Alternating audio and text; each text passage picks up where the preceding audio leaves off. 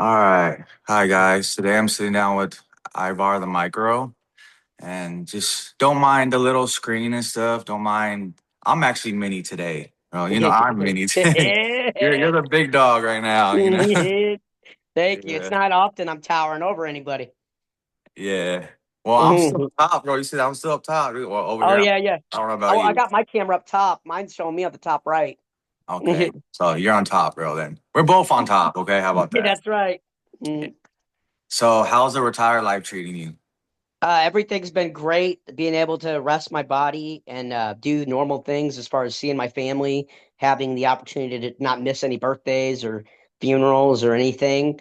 One of the things that people don't know, and we talked about it a little earlier, for any wrestling fan that travels or any wrestling fan that watches WWE and stuff, and they all travel all the time, right? Well, we travel 300 shows a year. We do more shows than WWE, AEW, New Japan. Um, Ring of Honor. So for us, it's a full time thing. You got to really love it. But I'm loving Yeah. retirement.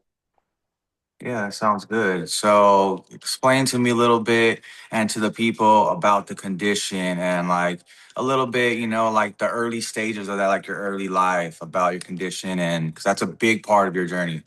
Yeah. So with my condition, they all have dwarfism, some type of dwarfism. Now it just makes them short statured, but I have OI. It's osteogenesis imperfecta. I've broken over 100 bones. I've had over 10 surgeries, and when I was real young, I couldn't hold my own head up until I was 5 years old. And then I took my first step and fell many, many times when I was 15 years old. But it wasn't until I was in my 20s that I consistently was walking on my feet because I worked out and dropped 20 pounds to get on my feet. So, When did you first realize that like it was going to be like different for you, like life was going to be different? How did your family kind of support you, like from that early on? so they've always been really supportive. It's actually funny because I look back at some of those family videos and I just couldn't believe that they didn't think anything of it. They were really accepting about it. I would be on my butt scooting while all 6 foot everybody else is walking around me. And when you're in the moment, you're like, okay, that's just all I do all the time. I army crawl, I scoot, whatever. My family doesn't think anything of it. But when you go back and watch it now on the family videos, it's kind of weird, you know what I mean? That they were Mhm. just, oh, that's just Dylan scooting on his butt, Yeah. you You have a know? bunch of you have a bunch of those videos? Yep, yep. I have a bunch of them, and a couple of them are actually on the Big Little Brawlers. They use some of them on there.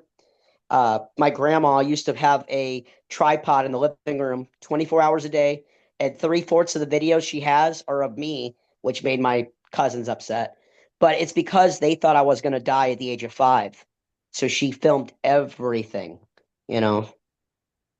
So you're mentioning your age when you're 5. So you're telling me something like earlier about when you flatlined and you fell or Yeah. something. Was it around that time or when was it? Well, That's just this was later on. The flatline part was later on.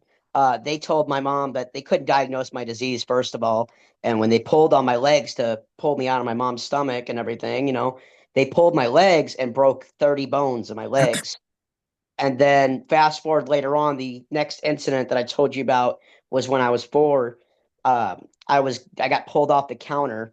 Probably shouldn't have been on the counter, but my sister pulled me off and she said, "Let's go play." She didn't know. I flatlined. I came back and I didn't lose the water on my brain like most people do, babies do, and that's what saved me from bleeding out. so you say you came back. So like you were completely like gone, where you're like DOA for a while or something, or It like you was were. about 30 seconds, 20 seconds, I was flatlined. Then they did their CPR stuff and came back. But So some people, like including like myself, like it's happened to me once. Like I mean, it's happened to me a bunch of times. Like I've OD'd or something like that with my whole story and yeah. all that. And I remember one time clearly, like I remember like a bunch of white and stuff. Did you have like an experience like that, or like? Well, this was like I was 4 years old, so I don't remember it very well. Oh But yeah, I yeah. do know that my mom told me I was gone, and then it started beeping, and I was coming back. But they were all praying for me and everything else, and we were all scared. that I was going to be gone because they had been telling my mom he's not even going to make it to 5, even if he doesn't have any accident, you know. So So at that point, if you don't remember too much about it, did your mom kind of look at you differently? Not like in a bad way, negative way. I meant like in like more of like I gotta really, really cherish every moment and everything with yeah, my son. and it also was a blessing for me because when I would accomplish something or do anything, I don't take anything for granted. It's why I'm the only Hiley with my last name, I only person in my family to up and move to a different state.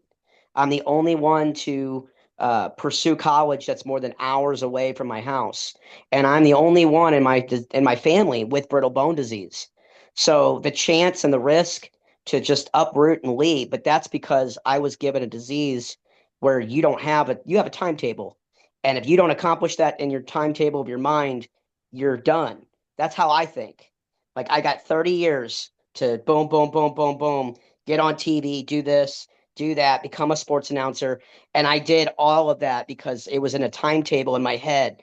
The way I got the job for Harley Race and for Jack later on at Micro Wrestling was just persistency. I didn't have any college degree. I literally just annoyed him and called him and left voicemails until he called me back. That's all I Yeah. did. How many voicemails did you leave? For Harley Race for World League Wrestling, he's a Hall of Famer, as you know, and he was performing his school was 2 hours from my house. So I would drive 2 times a week after work and drive to his academy. And to answer your question, I left 5 voicemails a week, and that was during my Best Buy job. I would be on lunch break, and I would leave a voicemail, and he would never call back. And then 6 months later, he called me back because they had a television deal coming with MyZoo TV, the same TV organization that has Mizzou Tiger football on it. So they had a 6 o'clock spot on Saturday, and he called me back and he goes, I'm calling you back because one, you've annoyed the crap out of us with your calls. So obviously you're hungry. I want And you to stop two, calling. exactly, exactly. And two, he told me, he goes, we just got a deal on MyZoo TV. I have a Legends contract with WWE, and that's how he keeps the doors open. He's got to pay his staff and all them. He can't afford to pay anybody for a broadcaster. So Yeah. he said, I'm going to bring you in and for free. And I did for no money. I went in there 3 times a week. You know, I'm eating my own gas money. Sometimes he would throw me a 50.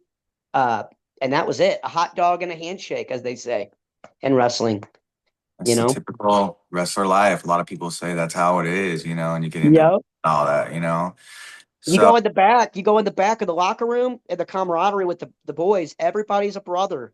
You know, everybody's friendly and brotherly because you're not just with them all the time. You sleep there. Like those are all wrestlers from Iowa.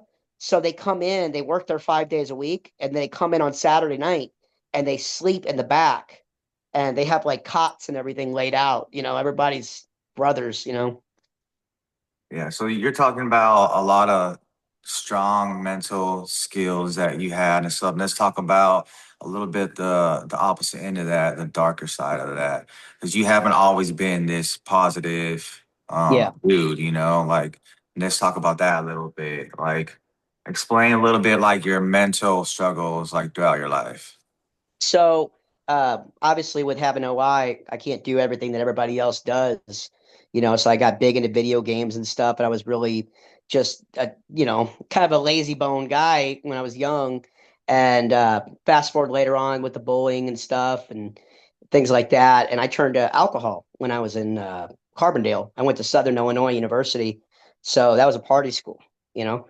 And I was out drinking with my buddies. Probably it got up to about 4 or 5 nights a week, and I was still getting stuff done. Like I was doing my radio show every Tuesday. I had 2 different radio shows.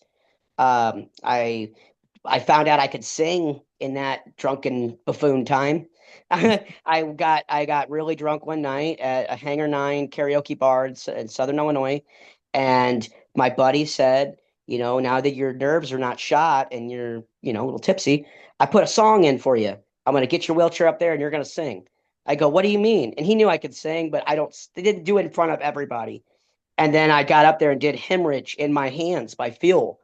And I don't remember doing all of it. I just remember watching the video the next day and I killed it. And the crowd went nuts. And it was the first time I knew I could do like the vocal stuff that I was doing in my church, like the basic singing. But I didn't know I had the hit my hips, the heavy grit. I didn't know I had that in there. And when that came out, it opened up a whole nother door for music.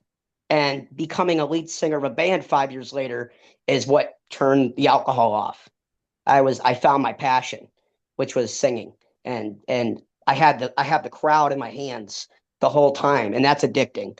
That was more addicting than alcohol. And that's what made me, So change. you killed a bad addiction with a healthy addiction. That's right. That's right. And I did use THC to help with my body pain and things, but Yeah, that's medicine. that's medicine. That's right. But I don't touch pills. I don't do alcohol. And you're talking to a guy that did all that, so Yeah. yeah. Okay, let's jump into a little bit about your faith with God and your wife, Yep. and just explain a little bit about how it goes hand in hand with each other in marriage and everything. So without my wife and without God, I would not be here. We been together for 4 years. Both of them lift me up. It's faith, family, God. And in micro wrestling, it's not that you don't believe in God. You just don't have time. You go, go, go, go, go, go, go. And it's so self-loathing all the time. It's videos, you're doing videos for yourself. It's a lot of selfish intent in what Yeah. we do. And when you get off the road, you see really what's important because your life slows down.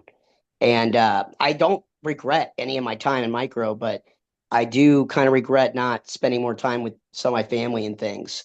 But my wife's got me through all that, with the road, because we brought family on the road as much as we could. We had the camper, we had the cats, we had each other. We prayed at night when we were in the Walmart parking lots for a good show and a good safe travel. We tried to keep that instilled, even though we had no time to go to church. We had no time Yeah. to call family. I had 5 hour drives every single day, 4 hours, 5 hours, depending on, the next show. So what I would do, you get one day off a week, right? 6 shows a week. So I would go really like bust my butt and drive after the show was done, after I just performed all night long and tore down and took pictures.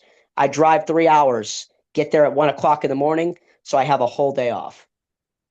It was nuts, but if I didn't have my wife, it would have been horrible. I would have been in a lot of trouble because if you don't have faith and family on this roller coaster, you get lost and the drugs come back and all that. What are some things that she gets about you that others don't? She knows how to calm me down more than anybody else. I'm very go, go, go, go, go. My mind's a speed mind because of the job, because of what I've been through, and because of the timetable that we talked about. And if it's in my head, I have to get it done right now. Everything's right now. And I know that about myself. And she's very patient. When I'm all flustered, she knows how to calm me down really well. So I haven't been fired from micro wrestling, I would say, because of my wife. Because every time I get upset or angry or want to call my boss or a coworker or have any kind of fight breaks out, she takes me to the trailer, calms me down, and we're able to go on. Because there's a lot of fighting. Because you're with these people 300 days a year. You're all away from your mother and father. You're all away from your family. There's divorces happening. There's marriages breaking up, kids falling out, and you're not there for any of it. And people, all you have is the other brothers to fight with. You know what I mean? And it happens. You Okay. know, Let's but talk about it's loving too, though. They love each other too. yeah.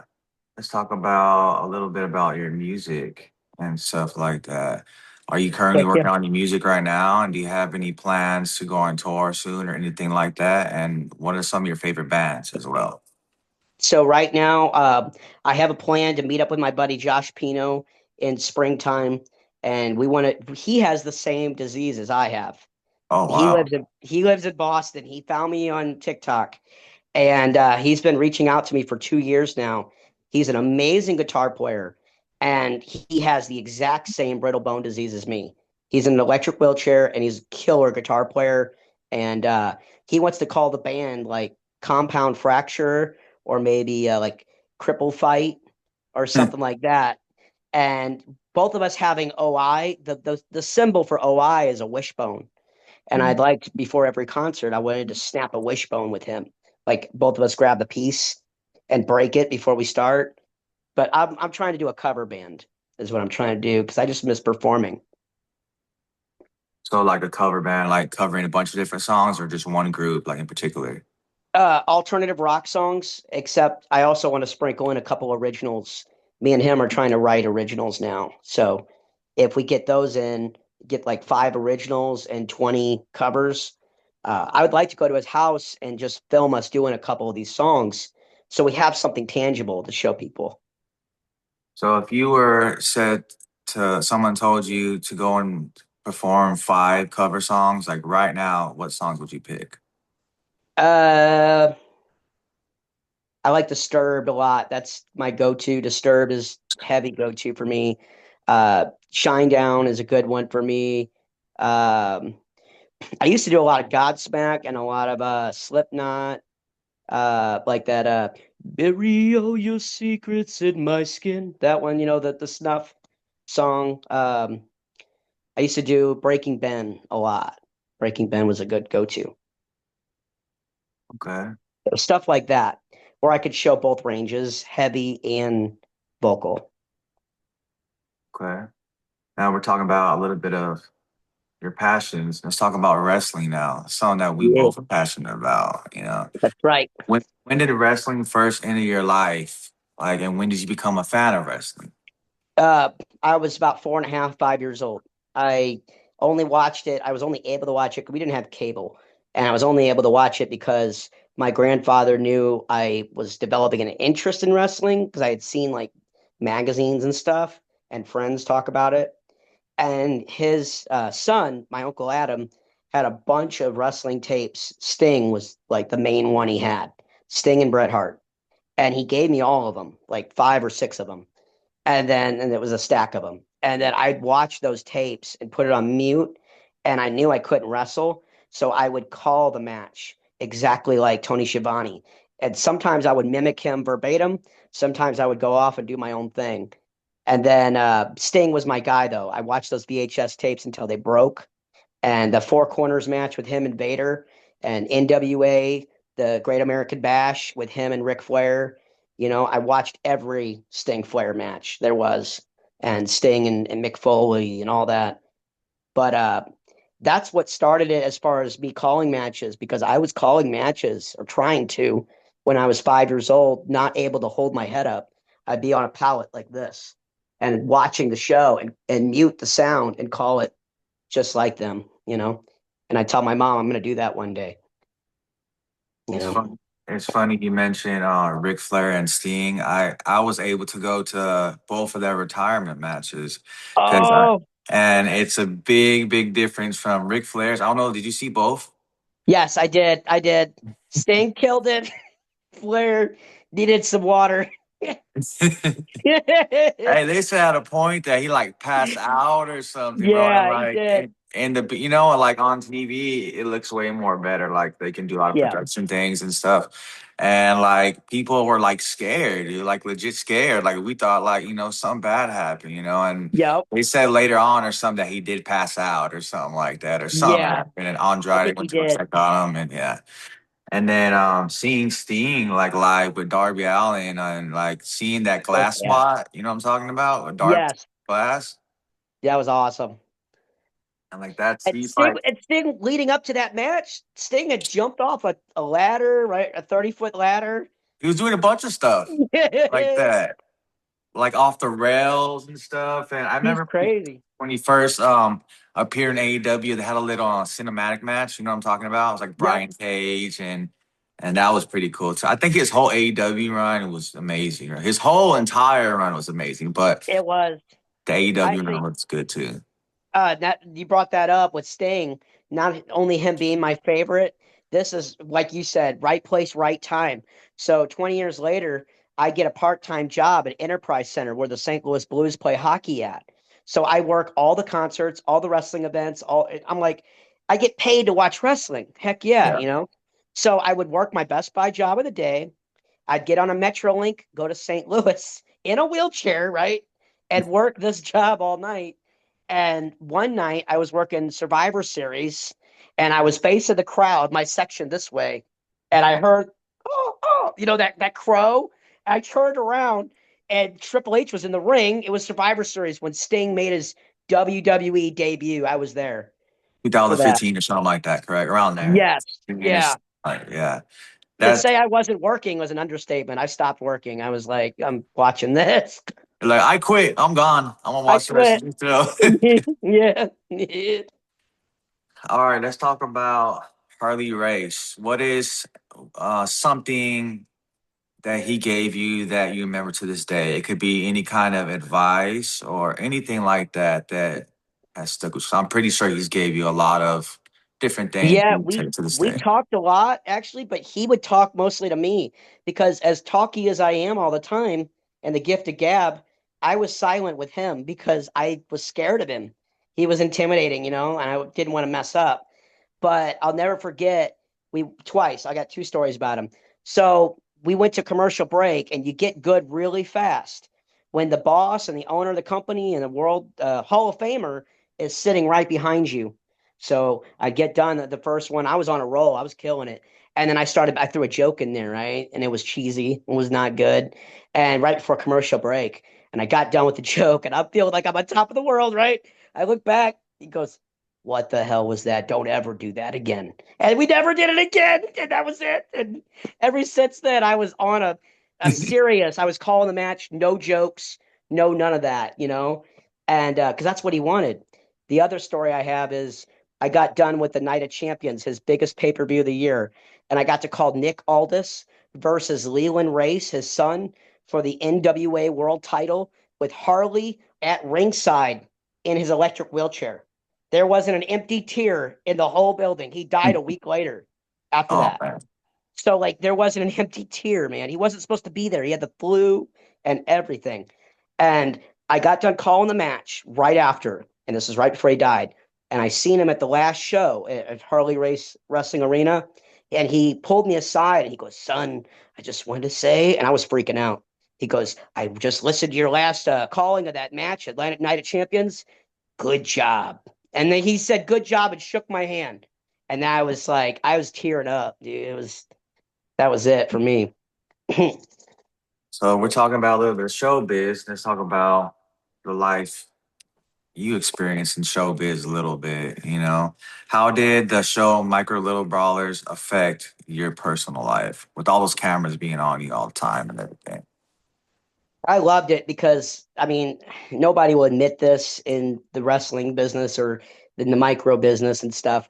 But ever since I was 5 years old, I wanted to be a celebrity and I wanted to be famous. I wanted to be a singer and I wanted the bright lights. I wanted all that. So it was awesome and a platform to be able to inspire kids. I get people with OI and brittle bones that reach out. If I didn't do this job, I would have never met Josh Pino, my guitar player, who it started off as him reaching out because he wanted somebody to talk to about a disease that nobody else understood, and I was bringing awareness to it. And he couldn't believe that I was running around a wrestling ring, and they would reach out. These kids with these diseases would reach out to me, and I would be like a life coach to them. I had a 300-pound guy. I tell my story in the ring every night if you've seen a show. I'm Ivar the Micro. I wish to God I could wrestle for you. It's been my dream since I was 5. I've broken over 100 bones, 10 surgeries, um, but I dropped 22 pounds so I can rise up and walk for you guys. I tell that story every night. And in Virginia Beach one night, there was a 300-pound security guard who hugged me and cried in my shoulder. And he said, I purchased a gun and I was going to kill myself next weekend. And you saved my life. Your story. And I was actually in a bad spot too. My grandmother had just passed, and I didn't know if I wanted to stay in micro wrestling. I stayed another year, year and a half, and mainly because of those stories, because of those fans. You would get stories like that all the time from your fans. Yeah, it's the best part of the job. I mean, like they see me, they all know, they see me in the last year of the job. They know how crippled up I was and why I had to leave. I was at the first 3 years. If you watch videos of me, I'm flying around that ring, right? And you watch this last 8 months, I want to go, but my body won't go. And I have a stool I use in the ring now. Uh, so I just don't want to be a parody of Ivar if I can't do it balls to the wall. That doesn't mean I'm done with singing, but Ivar has to be, you Oh, know, and I can't do that, and I don't want to give them less than that. yeah. Who is So, your current favorite wrestler right now and your favorite micro wrestler? my favorite wrestler right now. We talk about me and my wife. We watch wrestling like 5 days a week. So, off subject, real quick. Along with being in micro wrestling, and I want to tell this to my fans because I think they know, but they don't. I may have done all this stuff with Harley and done all this stuff with micro and in the spotlight with all this, but at the end of the day, I'm a huge wrestling fan. I would literally get in my camper every night after work and record and watch wrestling that I missed. You know, TNA, New Japan, Ring of Honor, Raw, NXT, SmackDown. I can't speak for everybody in micro if they watch it like I do, but I could tell you straight up that I don't miss a wrestling show, and back to your question, my favorite right now, actively, I just see stars around him is Braun Breaker. He's awesome. I mean, he's athletically awesome. He's visually awesome. The other guy, I got to meet him. I'm a huge fan of his. He came to a micro show. Carmelo Hayes.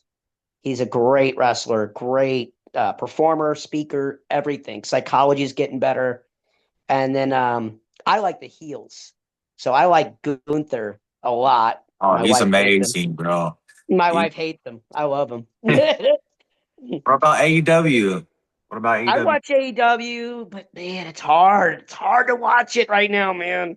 Yeah, I try, but when you watch WWE doing what they're doing right now, right?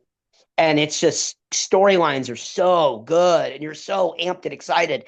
And then you watch AEW and they open it. Bell rings, shows on, no pyro, right into an 8-man tag match with no story or nothing. I'm like, people are flying around the ring. I'm like, what the hell's going on? Like, we yeah, just opened up, and I'm just confused when I watch it, you know? But yeah. Hopefully WWE is about to get Jericho too. That's going to be pretty dope. They're saying at the Rumble, yeah, so hopefully Rumble. we get them. Like, Yeah, you break the walls down, dude, the walls are I going to can't break. wait. Do you remember that night when Jericho in '99? Man. I was like 10 years old, dude, and I remember Mm-hmm. like fireworks popping outside and stuff and all that. Yep. New Year, and Yep. then you break the walls down. It was a great moment. Yeah. And Like not only that, that, but against the Rock, like no yeah. pressure, you know? With the little glitter shoe and the little ponytail. Yeah. Mm-hmm. That's a great Chris Jericho right there. Remember Jericho, my favorite skit with them, specifically Jericho and the Rock and Booker T and Shane McMahon. Remember that? That was Yeah. funny. All those guys right there, they had a bunch of good moments. Like, yeah, Yeah, that was a good era, dude. I love it that. was. Favorite. Speaking of the Go ahead. what? Go ahead. You're good. Oh, speaking of The Rock, you'll like this one. When I was 9 years old, I had a Make a Wish Foundation. They called me, and I don't know if you know Make a Wish. You get to do whatever you want to do. I was Yeah. on a waiting list for years.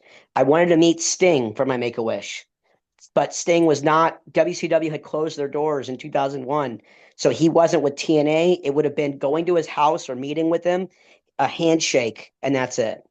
So it was that or meet my second favorite wrestler, go to SmackDown, have the whole week catered to me in Charlotte. And I chose the second. I met The Rock. How was that meeting The Rock? It was amazing. He was supposed to come up to me and shake my hand. That was it. He ended up spending 40 minutes with me. He was great. What about your favorite female wrestler? Um, hmm. Say of all time, of all time. Let's do that. That's tough, man. Who is yours? Um, you're right. It is kind of tough. I, I That's think tough. I think there's a lot of different, like, as an athlete, I think I like China. I think that's Hmm. just one of my favorites. On the promo, I think current is Tony Storm. I think she's Yeah, amazing. Her she's character great. and everything. I think she like, yeah, If they didn't have her, AEW might already have the doors closed. yeah. You know Oh, what I mean? Like she's they done. got, they got MJF too. MJF is pretty hot on my MJF's good. too. I like MJF. Yeah, they got some people, like, but a lot of people are retiring too. Like Samoa Joe's retiring in Yep. WWE too. You got AJ Styles, you got Brock, you got a lot of people retiring. Randy Orton pretty soon, And like, the same year. yeah, I guess it'd be like Yep. one after other, one after another. It's just gonna be on and on. Yeah, Well, the reason it's so hard for me to name a female wrestler that's my favorite is because with the men, you always pick people from the past era and a yeah, lot of attitude era. With the women, it's never been better than it is right now. Like the women are kicking the yeah. men's butt a lot, Right on. a lot.